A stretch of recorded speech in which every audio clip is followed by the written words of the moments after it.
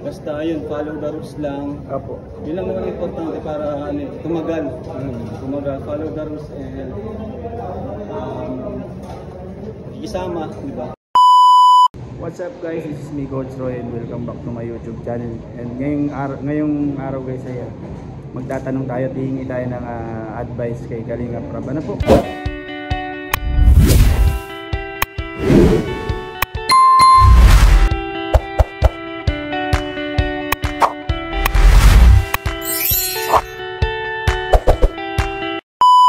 Para malaman ko po yung kung ano yung dapat kong gawin. Ano po? Kasi nga pala guys, kung bago pa lang kayo dito sa aking YouTube channel, pa-subscribe naman and click nyo lang po yung like and share. At huwag nyo rin po kakalimutan na i-click ang notification bell button po para lagi po kayong updated sa aking bagong upload na video. Yan lang guys, A few moments later. And guys, lapitan natin siya habang nagdi-treadmill. Hello po, good morning. Kalinga Prab. Ayan. Ay, diba? Nagtungan. Bumaba pala. Hello po, shout out po sa iyo man. Hey Coach, kumusta Coach? Ay, ito po, magtatanong lang po ako, hingi lang po ako ng konting advice. Siyempre, katulad ko po, baguhan lang po sa vlog. Magtatanong lang po kung ano po yung, nung wala ka pa po sa vlogging, ano po yung dating pinagkakabisihan mo?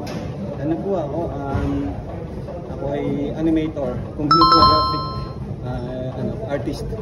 Wow. So, computer yung gamit ko, nagde-design, lahat ng may kinalaman sa computer. Nagaling kayo pa. Yun yung tinapos ko sa Ateneo. Paano niyo po naisipan maging vlog? Si Papa. Kuya Bal, di ba? Siya yung nag-influence sa akin talaga. Tapos, nakakapanood rin ako ng mga content creator, na-inspired na rin ako. Sabi ko sa sarili ko, gusto ko one day maging kagaya nila ako. Tapos yun nangyari. Binalas tayo ni Lord, kaya salamat sa Panginoon. So, siyempre sa kagaya ko pong baguhan pa lang, ano po yung pwede mo i-advise sa akin na bagong vlogger, pag-vlog ko?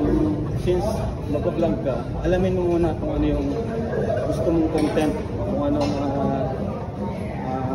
klase ng content yung gusto mo, kung mahilig ka talaga, kung passion mo talaga yung pagtulong, edi tuloy mo yung kakalingap kagaya ng content namin. Kung passion mo naman is lifestyle, like pag-gym, yun, ikaw bahala kung ano talaga. Kasi dyan nagsisimula dapat gusto mo yung ginagawa mo, yun talaga pinaka-important. And money will follow. Pag gusto mong ginagawa mo, yung pera, susunod na lang yun. Kasi nag-enjoy ka pang matagalan yung gagawin mo. Pag di mo kasi gusto yung ginagawa mo, pag wala kang nakikitang resulta, titigil ka kaagad. Oo, titigil ka na. Siyempre, nakikita ko na inspired din ako sa inyo Parang gusto ko yung maging content. Yan, isang na yan. Sinyalis na yan gusto mo rin yung maging kagaya namin. Ibig sabihin, gusto mo rin yung ginagawa namin. Gusto mo rin maging charity vlogger. Maganda kasi sa charity vlogger. Natutulungan mo yung sarili mo, natutulungan mo pa yung ibang tao. Yeah. Parang gano'n. Parang parehas benepisyo. Di gaya ng pag yung sa sarili mo lang.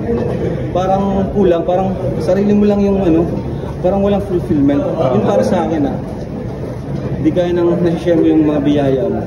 Kaya ngayon, ang dami kong scholars, dami kong tinutulungan, sinusuportahan sa pag-aaral. Mga nasa 50 ang estudyante na yun. Bibiro po yung ganun, bibiro. Pero grabe nakakabilig ko, halos lahat na nakahandle nyo ng maayos. Talagang na yung pagtulong sa kanila, hindi nyo nalilimutan. Sana soon maging ganun din po kami na nagsisimula pa lang kahit paano makatulong sa kapwa. Oo, lalo na kung magiging part kayo ng Kalinga. Basta yun, follow the rules lang. Apo. Yun lang naman importante para tumagal. Tumagal, follow the rules and isama, di ba? And yun, yung loyalty. Kahit pa may mag-sponsor sa'yo, dapat huwag kang masisilaw sa Marami na kasing dating kalingap na nasilaw sa sponsor. Pinagpalit yung kalingap. Pero ngayon, wala na yung sponsor nila, wala na rin yung kalingap. Ang kalingap kasi andyan yan Ang sponsor, pwede mawala anytime. Di ba tama ako? Opo, Pero ang kanina, anytime talaga. pag di mo iniwan, habang buhay yan sa'yo. Grabe Kaya na. yung mga umalis, di na sila nakakabalik. Kasi alam na nahihiya sila sa ginawa. Mga karagdagan kong mga advice mo po sa akin na baguhan. Bilang charity vlogger ba? Opo. Charity ba yung papasokin mo? Siyempre kung kalingap, charity talaga. Charity po. Ayan, ano lang. Sa una, mahirap talaga. Mahirap talaga lalo pag walang views. Aray ko! Talagang panghihinaan ka talaga. Ano lang, tuloy-tuloy ka lang. Kasi balanse mo lang. Charity, then yung mga K-boys, kulitan. Yeah.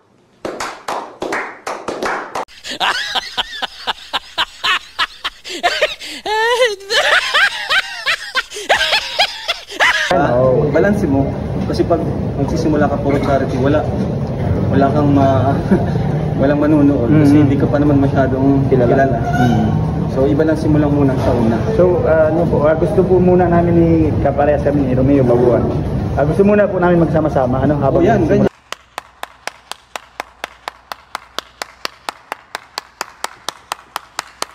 Sama-sama po muna kami sa mga K-boys, siyempre ikaw. Para masanay kayo. Tsaka sa iyo, siyempre. Ano pa ba? Tama yun. Then nakikita naman tayo sa gym, di ba? Tsaka po, Interview. Oh, grabe, pero grabe po yung grabe po yung pasalamat namin kasi na nakilala ka namin. Yan talaga yung pinaka namin eh. Matagal na tayo nagkakilala, di ba? Doon pa sa Pasig ata. Pasig pa po. Pasig. Ngayon lang ako nag-start. Si Romeo din. Opo. Ang unang nag-start ata si Coach Ralph, no? Si Ralph po talaga. Ano siya yung unang yung naging coach namin. Siya yung unang naka-close namin. So, yan, di mo si Coach Ralph, di ba? Ang daming blessings na rin ni Coach Saka Ralph. ang galing ni Ralph at hindi siya dati kalainin. I don't know. Galing nun. Nagulat Kaya ka yung ako. pinagbago ni Ralph, no? Galing na. Tapos nagbasa, marami nagbago. Tataratahiman yung dati, parang hindi mo nga makausap yun.